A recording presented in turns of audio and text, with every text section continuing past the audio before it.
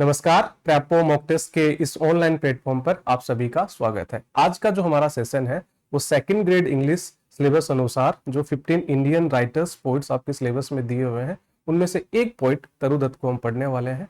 जिन भी स्टूडेंट से बात हुई जो सेकंड ग्रेड इंग्लिश का पेपर देने वाले हैं, उनकी एक समस्या कॉमन जो आई, जो अक्सर वो समस्या बताते हैं कि भाई सिलेबस में इस हिस्से को, जो लिटरेचर वाला हिस्सा है, इसके अंदर वो दिक्कत का सामना करते हैं।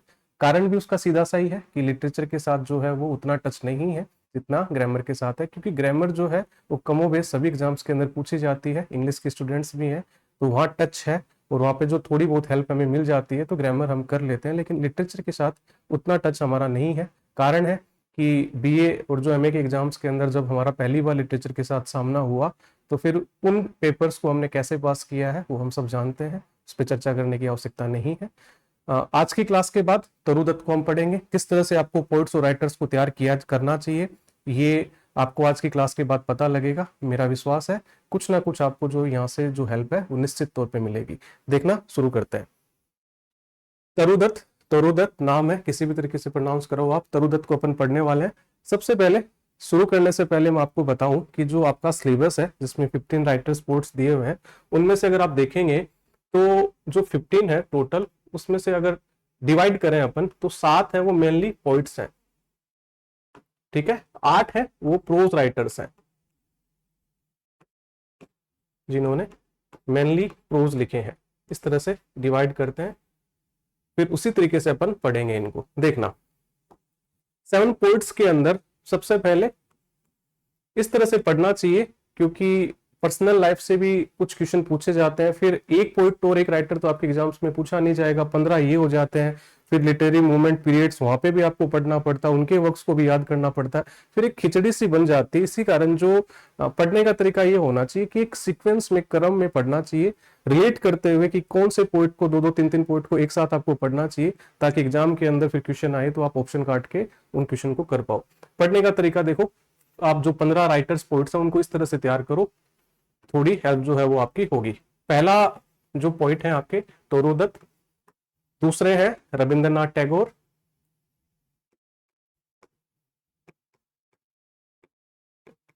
ठीक है, आपके सिलेबस में। जो तीसरे हैं वो सरोजनी नायडू,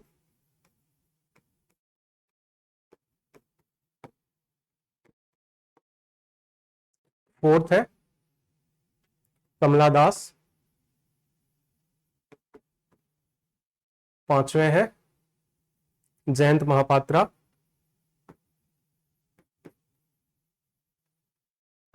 एक आइडिया आपको लगेगा इस तरह से आपको पढ़ना चाहिए, आपको निश्चित तौर पे वो हेल्प होगी। जयंत महापात्रा।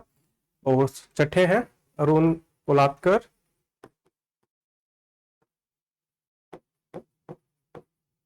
और सातवें हैं निसिम इजिकिल।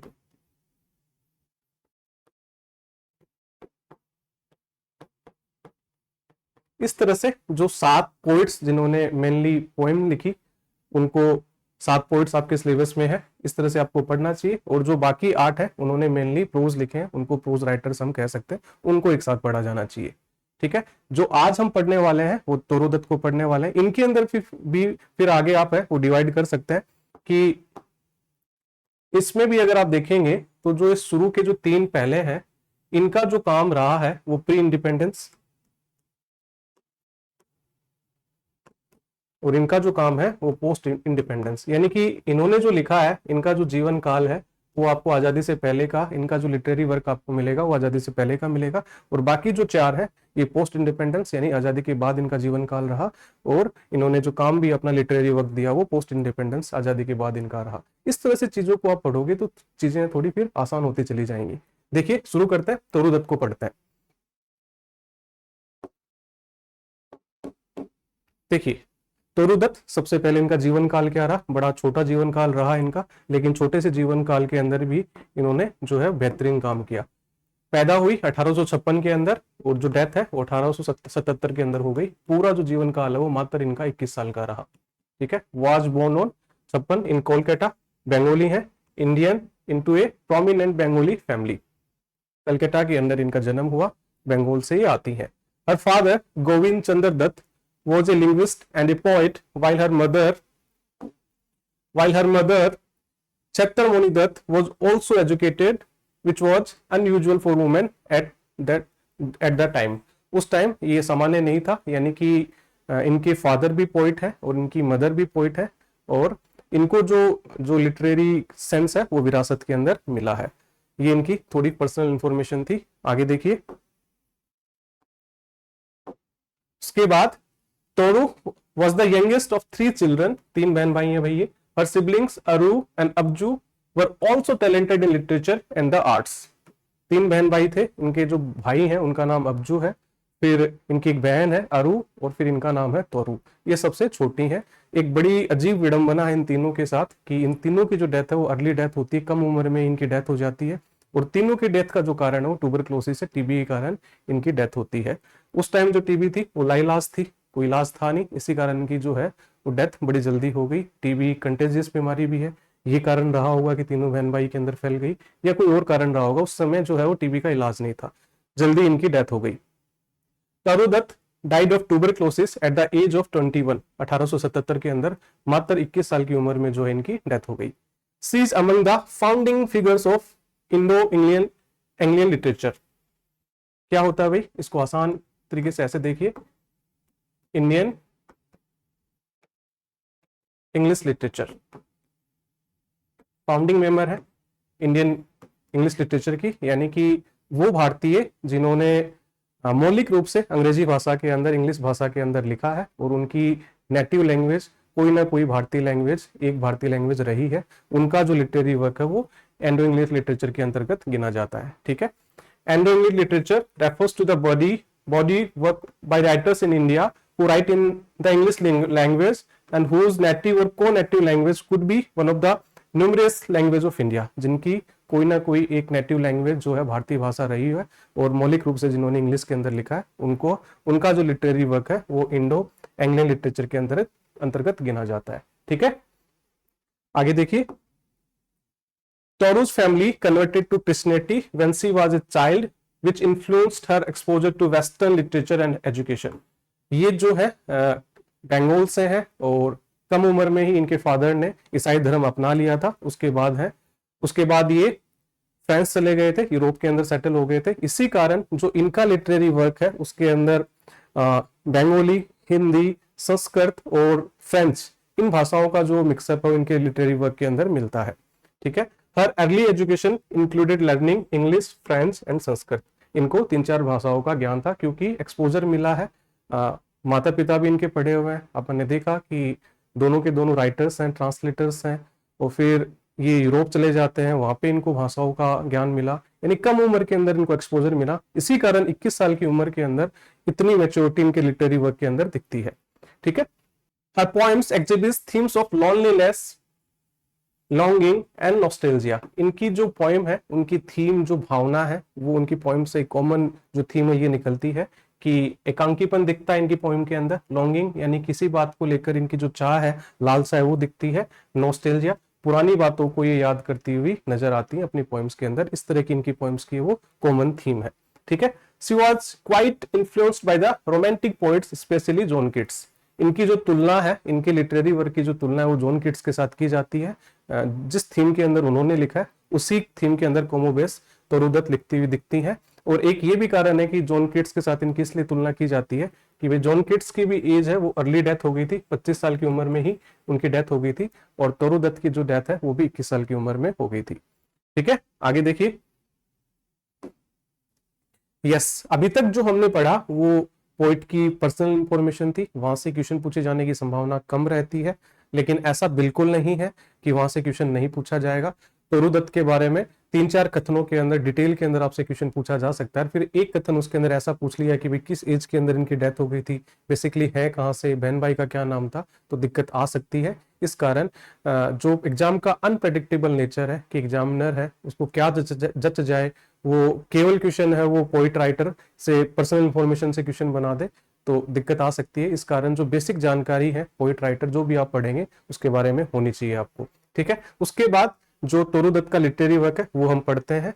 जो मेनली क्वेश्चन आपके एग्जाम के अंदर बनते हैं वो पोइट राइटर के लिटरेरी वर्क से बनते हैं। देखिए, इनका जो पहला लिटरेरी वर्क है उसका नाम है ए sheaf gleaned in French fields. ये कलेक्शन है, इसके अंदर जो 165 पोएम्स इन्होंने ट्रांसलेट की है फ्रांस भाषा से अंग्रेजी भाषा के अंदर। जैसा कि हमने पढ़ा कि भाई बचपन में ही इनके फादर ने ईसाई धर्म अपना लिया था, फिर ये बंगाल से है, वो फ्रांस शिफ्ट हो गई थी, वहां पे फिर फ्रांस में रही, फिर ब्रिटेन में भी रही। तो जो फ्रांस के जो फेमस पोइट है, उनकी जो बेस्ट पोएम्स है, उनका जो है इन्होंने ट्रांसलेशन किया इंग्लिश के अंदर। ठीक है, देखिए, this was Toru first published work, a collection of translation of French poetry into English, यानी कि जो फ्रेंच पोइट्री है उसका ट्रांसलेशन इन्होंने इंग्लिश के अंदर किया है। The book was published in Calcutta and received favourable reviews for its quality and depth of understanding of the original French text.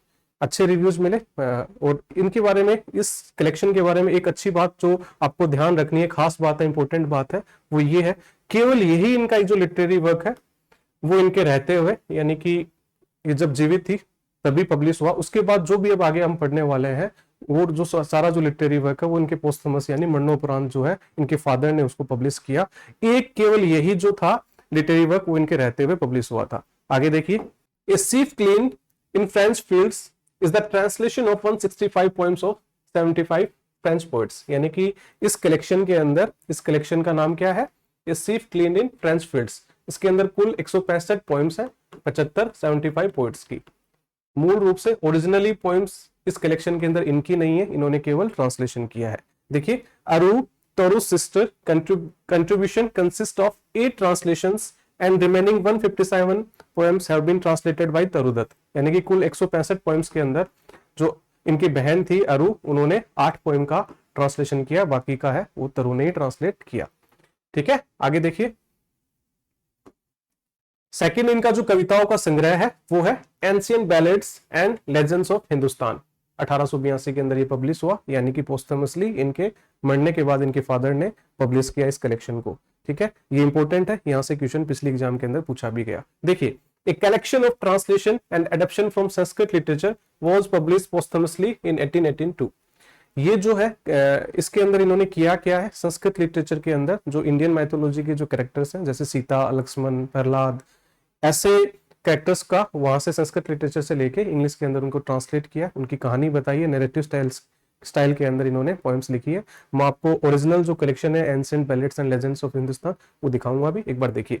Introduced and contributed by Edmund Gosse, जो introductory है वो एडमंड गोस ने लिखी है।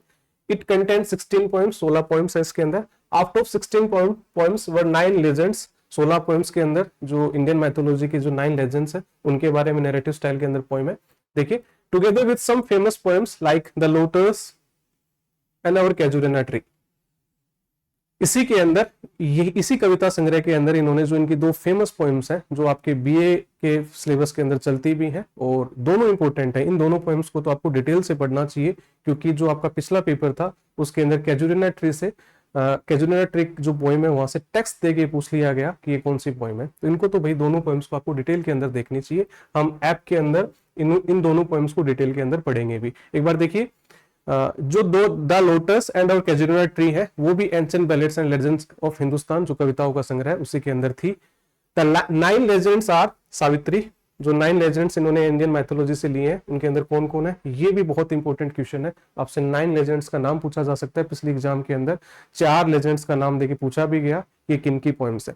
कौन कौन है भाई 9 legends, Savitri, Lakshman, Jogadhya Uma, the royal ascetic and the hind, Dhruva, Buttoo, Sindhu, Prahlad and Sita.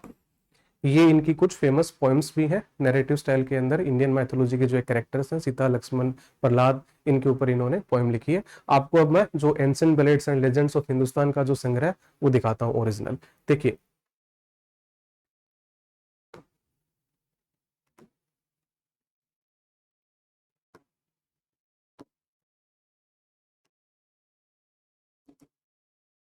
ये इनका जो संग्रह है वो ये है, दिख रहा है आपको, yes, ancient ballads and legends of Hindustan by तरुदत्त।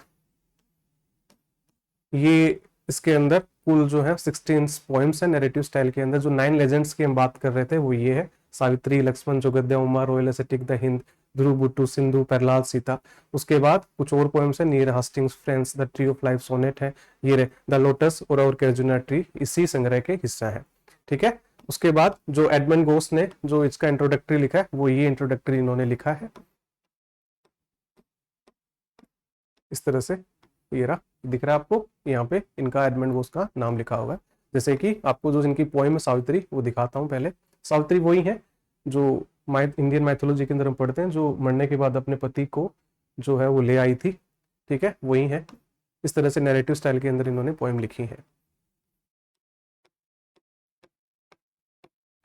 ठीक है। उसमें से आपको इस संग्रह के अंदर इतना आपको करना चाहिए कि जो बी एग्जामिनेशन के दौरान जो आपके सिलेबस के अंदर है, द लोटस एक सोनेट है, पेट्रार्कन सोनेट है, और कैजुरिना ट्री, इनको आपको डिटेल के अंदर पढ़ना चाहिए, क्योंकि पिछले एग्जाम के अंदर कैजुरिना ट्री से क्वेश्चन पूछा गया था, टेक्स्ट से क्वेश्चन पूछा गया, ठीक है। आगे पढ़ते हैं।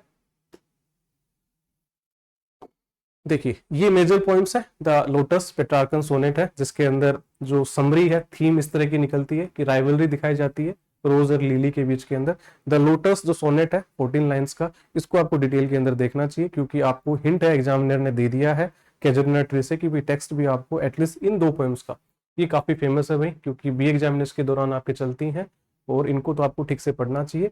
द लोटस जो पोएम है आपकी वो इस तरह की है कि जिसके अंदर रोज लिली 2 फ्लावर्स हैं, इनकी जो है वो सिंबॉलिक लड़ाई बहस है वो चलती रहती है कि कुछ लोग हैं वो रोज को बेस्ट फ्लोर बता रहे हैं, कुछ लिली को बता रहे हैं, और फिर लास्ट के अंदर जो कंक्लूजन निकलता है कि ना तो दो रोज अच्छा है ना लिली अच्छा है, जो अच्छा है वो लोटस है, ठीक है। ये प्रतीकात्मक इस एक कविता है जिसका जो मूल सेंस वो ये निकल रहा है कि लिली है वो आपका यूरोप साइड होता है, रोज है वो ईरान साइड होता है, और जो द लोटस है वो इंडिया के अंदर होता ही है। तो प्रतीकात्मक इनकी जो बहस, इनकी जो राइवलरी, इनकी जो प्रतिद्वंदिता है, उससे ये दिखाया गया है कि भाई इंडियन जो कल्चर है वो वेस्टर्न कल्चर से अच्छा है, ठीक है। द लोटस सोनेट आपका इस तरह का है। उसके बाद कैजुरिना ट्री, इनकी जो पोएम है वो एक नॉस्टैल्जिक लिरिक की तरह दिखती है, जिसके अंदर ये अपने घर के अंदर एक इनके पेड़ है कैजुरिना का, उसको देखकर ये बताती हैं कि किस तरह से इनके जो तीनों बहन भाई अपने भाइयों को, अपने भाई को और अपनी बहन को याद करती है, अपने बचपन की यादों को ये याद करती हुई दिखती हैं, ठीक है। एक नॉस्टैल्जिक लिरिक है, इसको भी डिटेल के अंदर आपको पढ़ना भी चाहिए। इसका जो एक क्वेश्चन है वो आपसे पिछले एग्जाम के अंदर पूछा भी गया। ये जो आपका कंटेंट है खत्म होने के बाद हम कुछ क्वेश्चन जो इंपॉर्टेंट क्वेश्चन है तोरुदत्त से वो भी देखने वाले हैं, एक आइडिया आपको मिलेगा कि भाई क्वेश्चन किस तरह के पूछे गए हैं और किस तरह के पूछे जा सकते हैं। लास्ट के अंदर हम क्वेश्चन करेंगे। सीता लक्ष्मण सोनेट है, Baugmaree Baugmaree, the tree of life, near Hastings, France, ये जो है ये 8 जो इनकी पोएम्स है वो अभी हमने देखा कि जो एंशिएंट बैलेड्स और लेजेंड्स ऑफ हिंदुस्तान है उसके अंदर है। आगे देखिए नॉवेल्स, ये मेनली अपनी पोएम्स के लिए जानी गई, लेकिन उन्हें 2 नॉवेल्स भी लिखे, वो भी इंपॉर्टेंट है, उन पे भी चर्चा करते हैं। देखिए जो फर्स्ट नॉवल है इनका बियांका, और दूसरा सब इनका टाइटल है, बियांका को ही दूसरे टाइटल से जाना गया, वो ये है द यंग स्पेनिश मैडन, 1878 के अंदर लिखा। खास बात ये है इस नॉवल के बारे में, ये है कि Bianca is the first novel in English by an Indian women. इससे पहले किसी भी भारतीय महिला के द्वारा उपन्यास लिखे जाने की जो है वो जानकारी नहीं मिलती है, इनको ही ये टैग मिला है, ये काफी इंपॉर्टेंट है, पूछा जा सकता है, ठीक है। जो इनका नॉवल है बियांका और उसका दूसरा नाम है, दूसरा जो टाइटल है वो यंग स्पेनिश मैडन है, वो फर्स्ट नॉवल है किसी भी इंडियन वुमेन के द्वारा, ऐसी जानकारी मिलती है। इसके बाद क्या लिखा हुआ है, a novel written in English, this work remained incomplete due to Toru's untimely death. ये इनकम्प्लीट रह गया था, इसके बाद इनके फादर ने इसको जो पब्लिश करवाया, क्योंकि 21 साल के अंदर जो इनकी डेथ हो गई थी, ठीक है। ये भी जो है इनकी डेथ के बाद पब्लिश हुआ। आगे देखिए ले जनरल दे मैडमोसेले आवर्स, ये जो है फ्रांस के नाम है, ये भी इन्होंने फ्रांस के अंदर जो है फ्रांस भाषा के अंदर, फ्रांस की जो भाषा है उसके अंदर इन्होंने नॉवल लिखा। दूसरा इनका नॉवल है रिटन इन फ्रेंच, फ्रांस की भाषा के अंदर लिखा। This novel is one of the earliest example of Indo French literature. इससे पहले जो है इस तरह के एग्जाम्पल नहीं मिलते कि किसी भारतीय ने फ्रांस भाषा के अंदर कोई उपन्यास लिखा हो, ठीक है। ये इनके 2 नॉवल थे।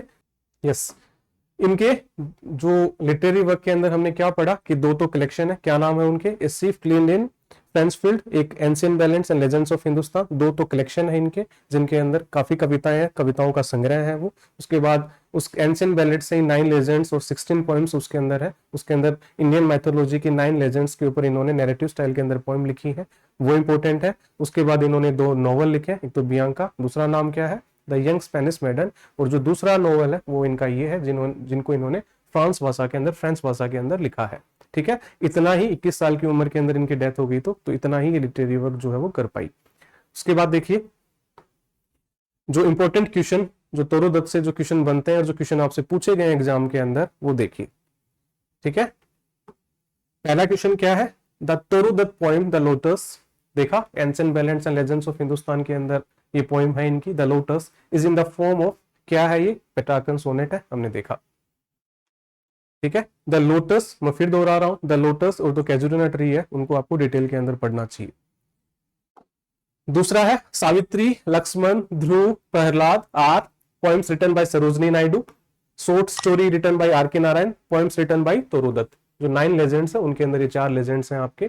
ठीक है, हमने देखा ये भी जो है चारों के चारों जो नैरेटिव स्टाइल की पोएम्स है वो ancient ballads and legends of Hindustan का हिस्सा है। Like a huge Python winding round and round, ये जो इस क्वेश्चन को देख के कह रहा हूं कि आपके जो 2022 के पेपर के अंदर पूछा गया, और ये पूछा गया कि टेक्स्ट देके this lines are taken from. अब इस तरह की जो क्वेश्चन है वो आप तभी कर पाओगे जब आप पोइट्स और राइटर्स को पढ़ रहे हो और उनके जो मेजर लिटरेरी वर्क है ना, मेजर सभी नहीं, कुछ राइटर और पोइट के कुछ 2 4 5 7 इतने ही जो है वो फेमस मेजर लिटरेरी वर्क होते हैं, उनके अंदर आपको थोड़ा सा डिटेल के अंदर पढ़ना पड़ेगा। ये क्वेश्चन है वो उस ओर इंडिकेट कर रहा है।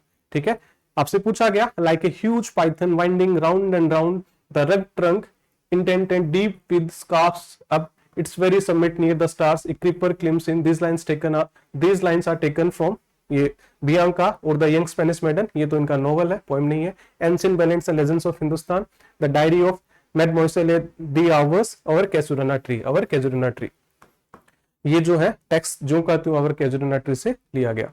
क्या सेंस निकल रहा है, अपन ऐप के अंदर द लोटस और कैजुरिना ट्री को डिटेल के अंदर देखेंगे।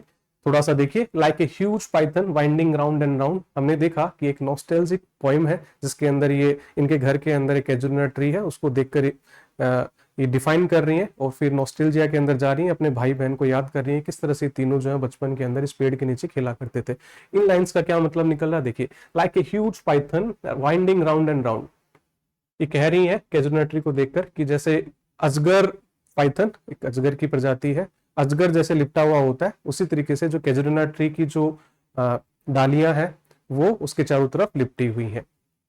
The rugged trunk indented deep with scraps up, क्या सेंस निकल रहा है, यहां से वो ये कहनी चाह रही है कि जो पेड़ है वो खुरदरा सा है और उसके ऊपर निशान भी पड़े हुए हैं। तो it's very submit near the stars, और जो कैजुरिना ट्री है वो इस तरह से है कि वो इतना ऊंचा है कि वो स्टार्स को छू रहा है। इस तरह से जो है ये आपके टेक्स्ट कैजुरिना ट्री से लिया गया।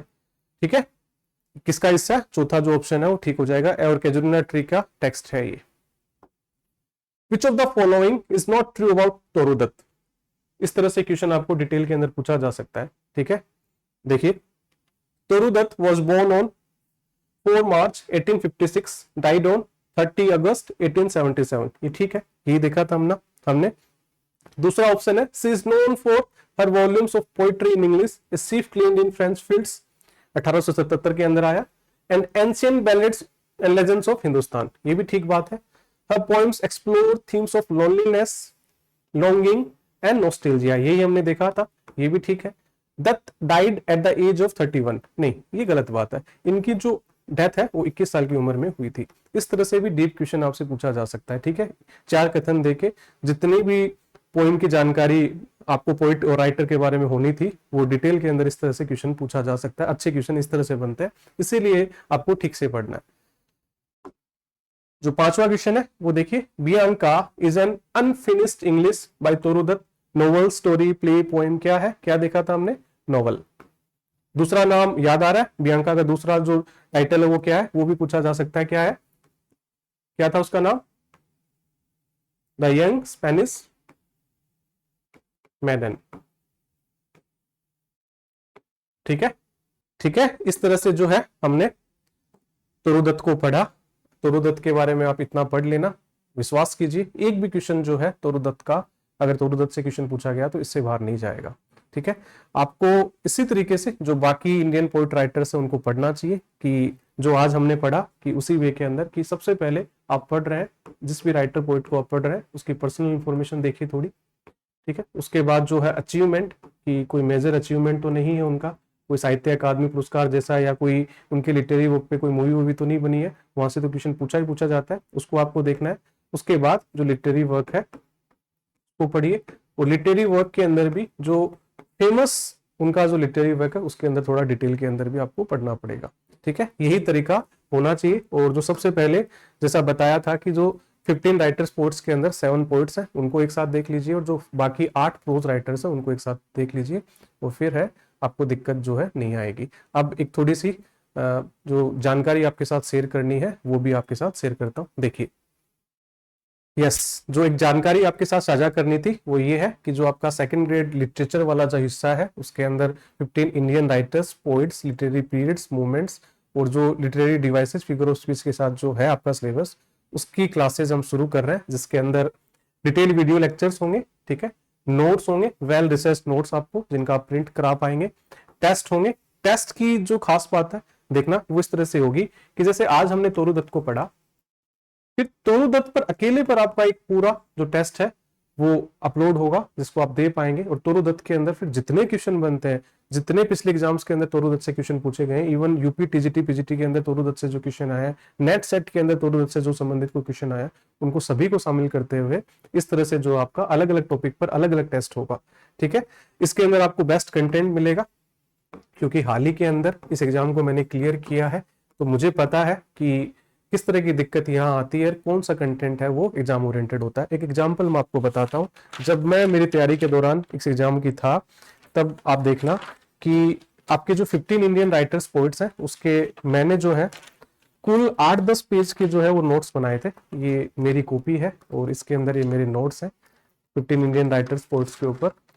10 पन्नों के अंदर ये जो आपके 15 इंडियन पोइट्स और राइटर्स है वो मेरे खत्म हो गए थे, और यकीन मानिए एक भी क्वेश्चन जो है वो इनसे बाहर नहीं गया, ठीक है। लेकिन इसके अंदर एक रिसर्च शामिल है कि भाई जब मैं पढ़ना शुरू किया था मैंने, तो वो 50-60 पेज में थे, फिर धीरे धीरे जैसे चीजें समझ में आती गई और मैं इनको कंसाइज करता गया, और फिर जितना जो मसाला था, जितना एग्जाम ओरिएंटेड कंटेंट जो पूछा जाता है वो मेरे समझ में आने लग गया था, और फिर इनको 10 पेज के अंदर मैंने खत्म कर दिया, जिनका मैं बार बार शायद फिर 10 पेज के अंदर ही खत्म हो गया, चाहे फिर 10 बार, 20 बार, 30 बार, कितनी बार भी रिवीजन करो, और फिर जो कंफ्यूजन वाली जो स्टेट है वो खत्म हो जाती है। इसी तरीके से जो बेस्ट कंटेंट है वो मैं आपको इस कोर्स के अंदर जो है उपलब्ध कराऊंगा, ठीक है। फिर इसके बाद स्पेशल बात जो है वो ये है कि आप बेझिझक जो है इन नंबरों पे फोन कर सकते हैं, आपकी जो भी समस्या है कोर्स को लेकर, कंटेंट को लेकर, वो आप पूछ सकते हैं, आपको निश्चित तौर पे जो है वो जवाब मिलेगा। आपको ऐप डाउनलोड करना है। फीस देखिए, दिक्कत ये आती है कि फीस बहुत ज्यादा होती है, लेकिन ये आप ऐप डाउनलोड करके आप देखेंगे कि जो कंटेंट को जो जस्टिफाइड जो फीस करती है वही फीस इसके अंदर आपको मिलेगी। वास्तव में आप भी जो है मैसेज करके या फोन करके मुझे कहेंगे कि जो आपका कंटेंट है वो बेस्ट कंटेंट है, और उसके अनुसार जो फीस है वो भी एकदम मिनिमम है, ठीक है। ये जानकारी आपके साथ साझा करनी थी, और मिलते हैं अगली क्लास के अंदर किसी दूसरे नए सेशन के साथ। तब तक के लिए थैंक यू वेरी मच।